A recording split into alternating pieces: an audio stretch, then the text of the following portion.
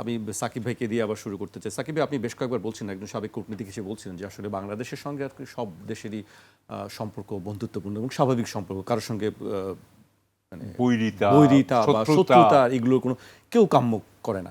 কিন্তু আমরা চাই বা না চাই, আমরা কয়েকদিন ধরেই দেখছি যে বাংলাদেশের পক্ষ থেকে ভার্বাল নোট দেওয়া হয়েছে, বলা হচ্ছে, প্রতিবাদ জানানো হয়েছে।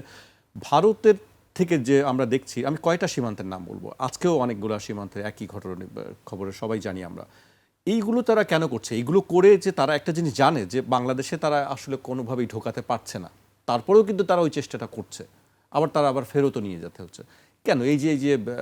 এই গেমটা আমার ভাই রুবেল একটু আগে রোজ একই কাজ তাদেরকে কেন করতে হচ্ছে? কারণ আমি যেটা রুবেল এক্ষুনি যে কথাটা বললেন, যে এটা হচ্ছে তাদের আভ্যন্তরীণ রাজনীতির জ্বালানি।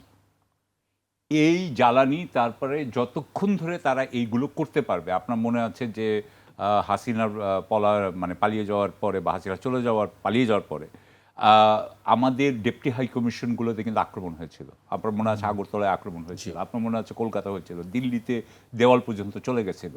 সুতরাং এগুলো করে কেন? এগুলো করেছে বজরং দল, এগুলো করেছে বিশ্ব হিন্দু পরিষদ, এগুলো যারা বিজেপির অ্যালাই, হ্যাঁ, বিজেপির মিত্র, যারা রাস্তার এগুলো করার কারণই হচ্ছে যে তাদের একটা মুসলিম বিদ্বেষকে তারা আপনার একসময় জীবিত রাখতে চায়। এই মুহূর্তে কিন্তু ভারতে কিন্তু সবচেয়ে বড় জিনিস হচ্ছে খান স্যার, আপনি দেখেছেন কিনা জানি না, আপনি যখন আলাপ করছেন মনে মনে খান স্যার নিয়ে একটা কিন্তু শুরু হয়ে গেছে, ওখানে কিন্তু চলছে বিহারে। সো আমি সেই জন্য বলবো যে শুভেন্দু অধিকারী যা করছে বা যেটা করছে, এই যে উনি যে 4 জনের নাম বললেন, হেমন্ত শর্মা আসামের, শুভেন্দু অধিকারী পশ্চিমবঙ্গের, তারপরে প্রধানমন্ত্রী এবং হোম মিনিস্টার, 4 জনই কিন্তু বাংলাদেশ সম্পর্কে, বাঙালি সম্পর্কে অনেক খারাপ কথা বলেছেন, অনেক কথা বলেছেন। সেখানে দীনেশ ত্রিবেদী কি করলেন? সম্পূর্ণ উল্টা আরেকটা করলেন। এবং উনি বলছেন, আমরা যেটা এখানে একটা কথা বলতে চাই যে দীনেশ ত্রিবেদীকে বাংলাদেশে রাষ্ট্রদূত করা কিন্তু বাংলাদেশকে গুরুত্ব দেওয়ার একটা লক্ষণ। কারণ দীনেশ ত্রিবেদী যখন একটা কেন্দ্রীয় নেতা, কেন্দ্রীয় মন্ত্রীকে আপনি যখন আরেকটা দেশে রাষ্ট্রদূত করে পাঠিয়েছেন, আমরা ধরে নিব যে উনি ইচ্ছা করলেই ফোন তুলে অমিত শাহকে কথাটা বলতে পারবেন। এটা কিন্তু অন্য হাইকমিশনাররা বলতে পারতো না। সেই হিসাবে ইনি কিন্তু অনেক হাই লেভেলের একজন মানুষ এসেছেন রাষ্ট্রদূত হিসেবে, কেন্দ্রের মন্ত্রী ছিলেন। সুতরাং আমরা এখন আশা করব যে আমাদের বাংলাদেশের সরকার উনার সাথে নিবিড়ভাবে আলোচনাগুলো করবে এবং বলবে যে আপনি ডাইরেক্টলি এটা নরেন্দ্র মোদীকে জানান যে এইটা যদি করতে না পারেন তাহলে বাংলাদেশের সাথে সম্পর্ক উন্নয়ন হচ্ছে না।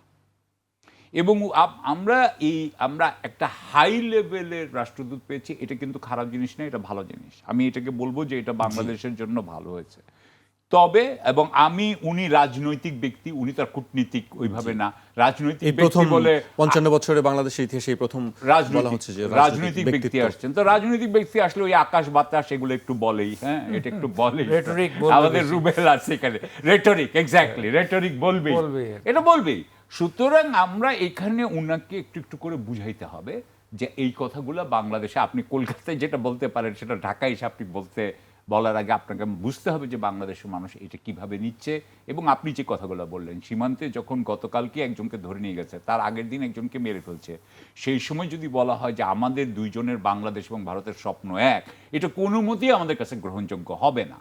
সুতরাং আমি এইভাবে বলবো যে আমরা আশা করি যে আমরা দীনেশ ত্রিবেদীকে অ্যাটলিস্ট এখন বেনিফিট অফ দ্য ডাউট দেই, এই মুহূর্তে দিয়ে আমরা ওনার থেকে কাজগুলো আদায় করতে চাই। অবশ্যই বাংলাদেশের সেই কাজ, আমাদের যেটি স্বার্থ সেটি রক্ষা করা হচ্ছে একমাত্র